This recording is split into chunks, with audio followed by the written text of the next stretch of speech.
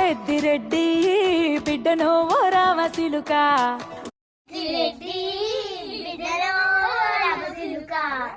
గౌరాలే నన్ను చేసి పెంచలేవో రామశిలుక